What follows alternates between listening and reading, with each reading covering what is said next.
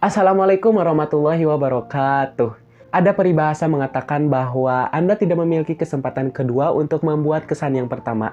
Seringkali kesan pertama ini datang muncul dari kata-kata pertama. Inilah topik pembahasan video kali ini. Saya Muhammad Ramadhani Saputra dari kelas 10 MPLB 1. Saya akan menjelaskan tentang zina.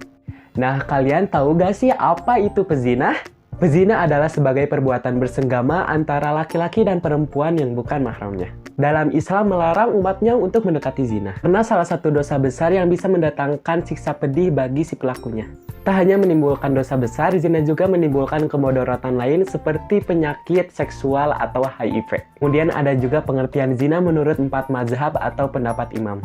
Yang pertama, mazhab Hanafi. Zina adalah hubungan seksual yang dilakukan seorang laki-laki kepada seorang perempuan pada kemaluannya, yang bukan budak wanitanya dan bukan akad yang suhbat. Dua, mazhab Maliki. Hubungan seksual yang dilakukan oleh seorang mukallaf yang muslim pada manusia, yang bukan budak miliknya tanpa suhbat dan dilakukan dengan sengaja. Yang ketiga, mazhab Syafi'i.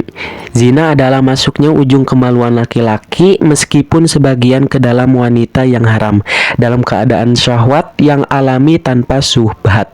Imam Hambali, zina adalah hilangnya hasyafah, penis laki-laki yang sudah balik dan berakal ke dalam salah satu dari dua lubang wanita yang tidak ada hubungan ismah antara kedua atau subhah.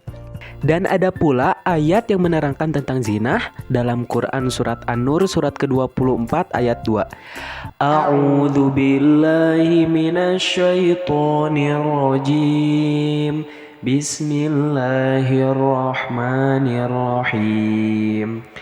Az-zaniyatu waz-zani fajlidu kulla wahidin minhuma mi'ata jaldah.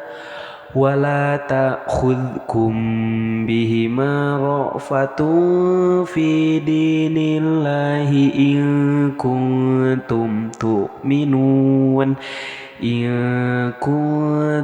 تُؤْمِنُونَ بِاللَّهِ وَالْيَوْمِ الْآخِرِ وَلْيَشْهَدْ عَذَابَهُمَا طَائِفَةٌ مِّنَ الْمُؤْمِنِينَ. Shadaqallahul adzim.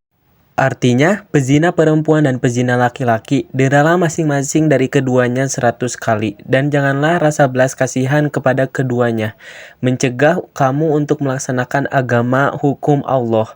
Jika kamu beriman kepada Allah dan hari akhir, hendaklah pelaksanaan hukuman atas mereka disaksikan oleh sebagian orang-orang mukmin. Nah, itu adalah pengertian zina menurut 4 mazhab atau 4 pendapat imam.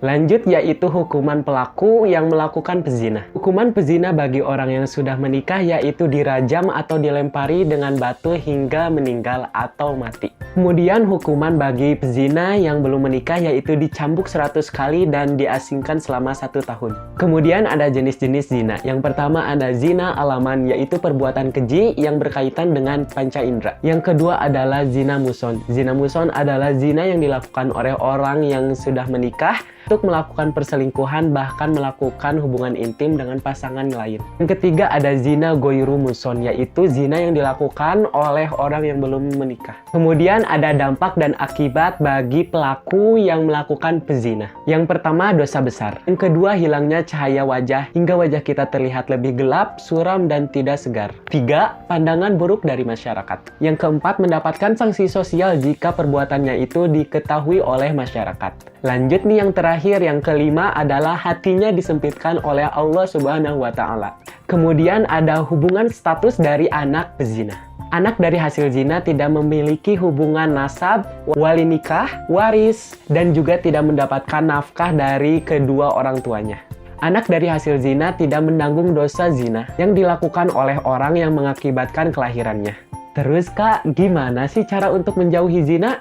Sini, saya akan menjelaskan satu topik lagi yang terakhir, yaitu tentang bagaimana cara menjauhi zina. Yang pertama, menutup aurat dan menjaga pandangan. Yang kedua, tidak menyendiri atau berduaan dengan lawan jenis. Yang ketiga, menghindari tempat-tempat maksiat. Yang keempat, tidak menjerumus pada hal-hal yang mendekati zina seperti pacaran. Yang kelima, menambah ilmu pengetahuan agama dengan menghadiri majelis taklim. Yang terakhir, membaca Al-Quran dan memahami isi-isi Al-Quran.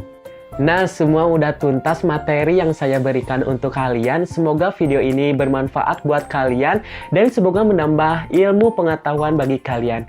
Jika ada salah-salah dalam pengucapan kata-kata, saya mohon dimaklum karena kelebihan muncul dari Allah dan kekurangan muncul dari saya sendiri. Saya Muhammad Ramadhani Saputra, saya pamit. Terima kasih. Wassalamualaikum warahmatullahi wabarakatuh.